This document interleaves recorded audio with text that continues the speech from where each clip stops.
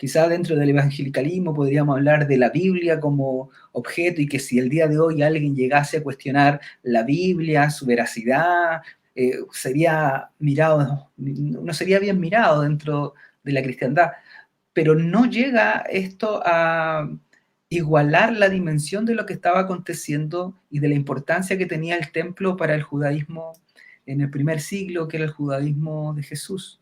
El templo tenía una función importantísima en la vida de los judíos.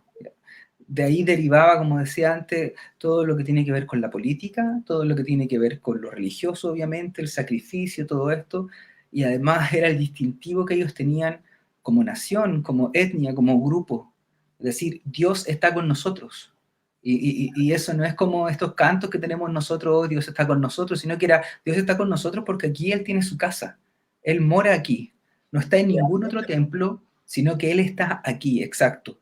Entonces, cualquier acción desde ya que Jesús estuviese haciendo en el templo que hiciera saltar a la alarma, para nosotros como un cristiano 20 siglos después, debiese llamarnos la atención. A veces pasamos por alto esto, pero por ejemplo Marcos toma bastante tiempo en hablar acerca de lo que Jesús hizo en Jerusalén, hizo en el templo, la enseñanza alrededor del templo. Casi yo podríamos hablar que la misma extensión que su crucifixión, o sea, era algo que para, al menos para el evangelista Marcos, es sumamente importante, y Marcos inclusive él, cuando organiza su evangelio, lo organiza de tal modo que los textos que van antes de este suceso y los textos que van después nos ayudan un poco a entender lo que sucede en el templo. Bien, hablabas tú de Sanders, que Sanders lo que trata de ver es esta relación entre Jesús y el templo y pone algunas interpretaciones, como bien decías. Entonces, tengan esto, hermanos, en mente y van a Jesús entrando al templo donde está, obviamente, toda esta escena de cambio, de venta, Sí. que para empezar no es algo anormal. Yo creo que usted también se ponga en los pies de la gente de ese tiempo, alguien que tenía que llevar su sacrificio y no se tomaban un bus, no tomaban Fue, un avión. fue como entrar no lo sé, imagínate un culto en nuestros tiempos, John Paul, que alguien entra, empieza a tumbar mesas, o sea, nosotros necesitamos ver y profundizar en ese hecho, que Jesús de hecho aún es muy criticado por muchos fuera de la cristiandad por esa actitud que tomó, que la cual no es muy entendible. A mí me agrada una interpretación, John Paul, y igual me gustaría comentarla contigo. No sé tú qué piensas de esta, pero de estos textos, precisamente de Marcos capítulo 11, la interpretación popular es que Jesús estaba viendo la corrupción que había en el templo. Hablando de corrupción en el sentido que había un abuso hacia los feligreses. Decían, ahora sí que los rollos del Qumran y varios escritos judíos han hecho ver que el judío preferiría la muerte a no entregar su ofrenda en el templo. Preferirían morir. Ellos eran celosamente cumplidores de los estatutos y mandatos porque el ir al templo de Jerusalén, como bien tú lo dijiste, y eso es una interpretación para poder entender la importancia del templo, Dios estaba ahí realmente. Dios estaba ahí realmente. La presencia de Dios bajaba como lo ocurría en el tabernáculo de reunión y para ellos era sumamente importante estar ahí. Ver en el santo templo y las escrituras sagradas es evidente que mostraba la importancia del templo de Jerusalén y la santidad que había en el templo de Jerusalén. Jesús cuando entra, que es la interpretación popular, John Paul, que tumba las mesas, ve la corrupción que se está desarrollando en el templo. ¿Cuál es esta corrupción? Bueno, había varias cuestiones. ¿Qué vendían? Vendían palomas, vendían cabritos que eran sumamente necesarios para el sacrificio. Era algo útil, era algo necesario que estuvieran ahí. Pero cuando entra Jesús, sabía que había una transacción, la cual muchos no podían llevar su cabra, su oveja, su paloma, porque se le rechazaba. Y muchas veces estas, estos animales iban realmente puros, limpios, pero para que compraras mejor en el templo te decían que no, que era un animal impuro y tenías que comprar uno. Pero el problema era de que tus monedas romanas las tenías que cambiar. Ahora sí como el dólar, ¿no? El tipo de cambio y todo esto. El cambio que se desarrolla ahí, o el cambio que se hace, la moneda romana, los judíos no querían aceptar la moneda romana. Y creo que tú tienes una moneda, ¿no? Romana. Aquí tengo un denario, Esa creo. moneda, esa moneda romana para un judío era Sí. inaceptable. O sea, ellos Claro, querían cambiar, esa moneda romana no te la iban a aceptar ellos. ¿Por qué? Porque claro, tenía una es, imagen, es profanar. Pero claro. aparte de eso, obviamente ellos vendían más caro o te daban por mucha cantidad de dinero romano, te lo cambiaban por judío y el judío pues valía menos, etcétera, ¿no? Entonces había ahí una corrupción donde pagabas más y te daban una cantidad menor de dinero. Y aparte de ello, pues la corrupción que había con los certificados. Había una corrupción, un tremendo negocio redondo donde se estaba abusando de la gente. Y esa es la interpretación popular. Pero ese no era el problema también. Aparte, bueno, era un problema según la interpretación popular. Ahorita me dices qué piensas de ella. Después de esto, es evidente que Jesús ve esta corrupción, pero lo que ve es de que esto está colocado en el atrio de los gentiles, donde el gentil iba a adorar, iba a ofrecer sus sacrificios, que ellos no podían entrar. De hecho, estaba el atrio de las mujeres, el atrio de los gentiles y el atrio de los hombres, que era más cerca del lugar de sacrificios, era más cerca aún. El templo era una maravilla. A veces no la podemos dimensionar porque pues ya no tenemos la evidencia del templo, tenemos un templo destruido, pero era un templo hermoso y grande. Y pasaban por ahí gente que comerciaba, que no tenía nada que ver con la adoración, pero pasaban por ahí. De hecho, es lo que dice Marcos, ¿no? De que destruyó, no dejaba que pasaran aquellos que transitaban por ahí, usaban ese lugar como un medio de transporte para su economía, nada que ver con la adoración. Jesús, por eso Marcos coloca un texto que muchos dicen que es un texto añadido: mi casa, casa de oración será llamada para todos los gentiles. Entonces, según esta interpretación, Jesús se enardece por la corrupción del templo y porque están profanando el atrio de los gentiles, donde los gentiles deberían de adorar. Pero según algunos exponentes, mencionan que este es un añadido. ¿Qué piensas, John Paul, de esa interpretación popular? ¿Cuál es tu postura Sí, referente a esto? muy bien has dicho respecto a esta interpretación que es como la más conocida y que ahí entraría la idea de la purificación, es decir, Sí, que una de las cosas que acontece es que Jesús al ingresar al templo se indigna por lo que ve. Eso es lo que acontece. Se indigna por lo que ve, de ahí que su acto lo que pretende es transformar aquello que ve para purificarlo. Esta sería la idea de que Jesús es un reformador, es decir, esto estaba mal, lo vamos a cambiar para que tenga nuevamente la función que siempre debió tener. Ahora, este tiene algunos problemas. Si bien hay ciertas cosas que yo podría considerar correctas, como lo de los gentiles, es verdad que Jesús entra y se va a oponer a estos compradores, a los vendedores, a los que están cambiando, porque obviamente yo quiero aquí defender a la gente del templo, sí, obviamente que ellos estaban pidiendo con cierta razón el que la moneda, que era una especie de propaganda, como les mostraba aquí, a alguien que se hacía llamar Dios y que por el otro lado tenía, bueno, en esta versión tenía a una mujer que se hacía llamar la suma pontífice. Eso era algo que profanaría ese lugar tan sagrado. así ¿Ya? es. Entonces, algunos ven esto que tú dices tú, donde están los compradores y los vendedores, y que lo que Jesús se indigna eh, es de la corrupción, por así decirlo, de la corrupción, de cómo abusaban de las personas que estaban llegando y de los pobres que llegaban al templo. El problema y lo curioso de esto es que el texto bíblico dice que Jesús expulsa no solamente a los vendedores, sino que también a los compradores. O sea, no fue algo para un solo lado, no es que Jesús defendiera a los pobres de estos que están haciéndole por así decirlo, lo están extorsionando, sino que echa ambos.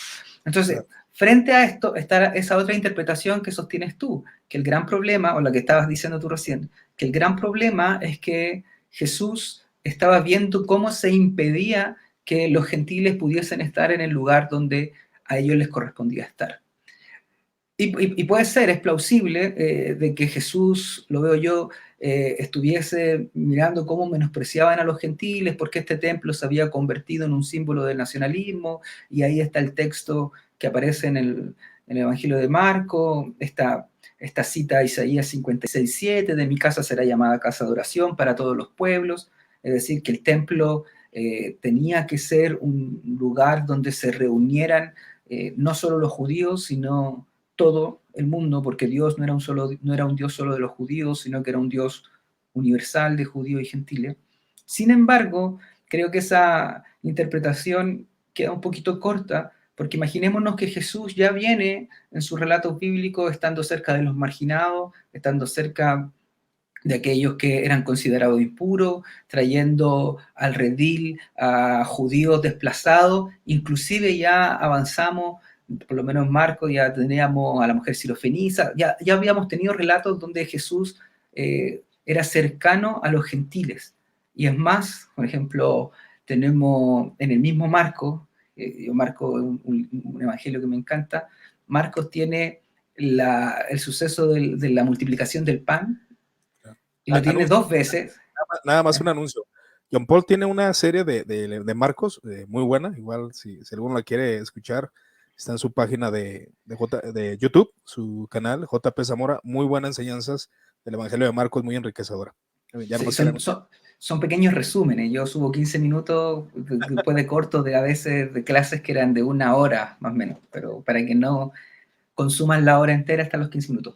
Pero es interesante, por ejemplo, cómo el relato muestra que Jesús multiplica el pan para los 5.000 porque eran judíos que estaban pobres, hambrientos, que Jesús se preocupaba. Pero un poquito más adelante vuelve a replicar el mismo acto, pero ahora con gentiles y en terreno gentil. O sea, Jesús no solamente estaba, a lo que voy yo, preocupado de los judíos, sino también de los gentiles. Entonces parecería curioso que Jesús ahora llega a Jerusalén, entra al templo y que su objetivo era, bueno, con los judíos entramos adentro y los gentiles quédense donde les corresponde a ustedes. Yo creo que Jesús estaba viendo este Isaías 56:7, que para muchos judíos era un texto escatológico, es decir, ellos comprendían que en algún momento el templo iba a ser un templo para todas las naciones, pero que eso iba a ser en el futuro, no ahora. En cambio, Jesús lo estaba viendo como algo que tenía que ser ya, que era responsabilidad de Israel haber llevado este, no sé, no es el Evangelio, tendría que haber llevado el mensaje, la palabra de Dios, este Dios a todas las naciones, pero fallaron en eso. Entonces, creo yo que lo que pretendía Jesús con esto era purificar el templo. Creo que no. Y ahí estoy en sintonía con Sander, sí. que él habla acerca de 3 acciones, o bueno, yo le puse 3 acciones proféticas en algún momento, pero él habla de acciones proféticas. Los profetas en el Antiguo Testamento, si ustedes bien recuerdan, no solo profetizaban con palabras, no solamente decían el mensaje de Dios a través de su boca, sino que también a través de sus actos. A veces hacían una especie de performance actorales de lo que Dios estaba diciendo. Casos, ustedes se imaginarán muchas, desde el profeta que se casa con una prostituta hasta otro que cose excremento, etcétera, etcétera. Casos ¿Ya? extraordinarios, ¿eh? Sí, para cuando usted quiera ser un profeta y ahí la gente más ligada al pentecostalismo, los carismáticos, sepan a qué se están exponiendo, a comer heces. Ya, paréntesis.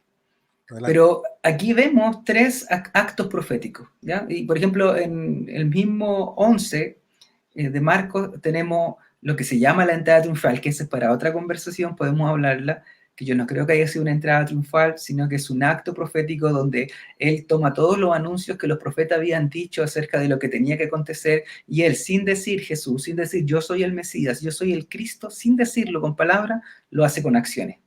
Ingresa a Jerusalén montado en un pollino, como decía el, el texto veterotestamentario, como decía la profecía.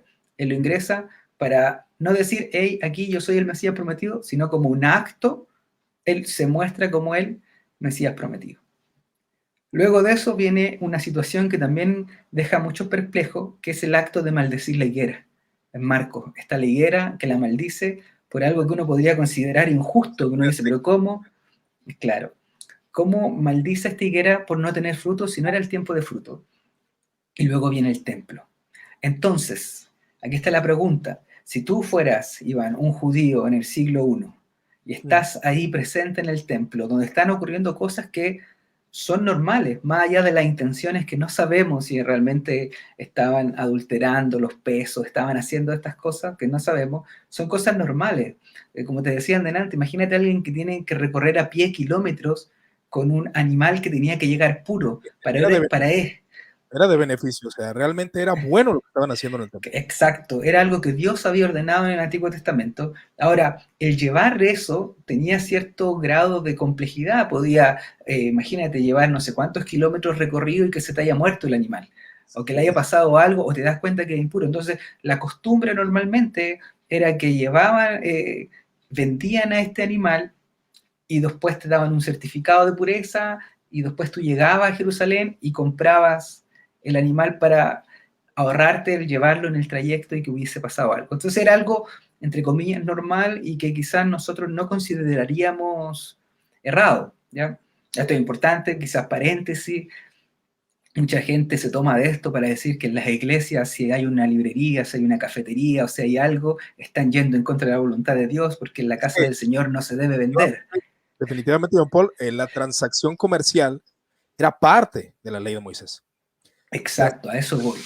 Era Comerciales. parte. Ahora, Exactamente. por eso te digo, ¿qué es lo que pasa? Si yo creo y lo que sostengo aquí es que Jesús estaba generando un acto profético y tú estás, Iván, en el primer siglo ahí y ves de repente a un hombre que a lo mejor no lo conocía, pero ven a un hombre que comienza a generar este escándalo y dar vueltas mesas.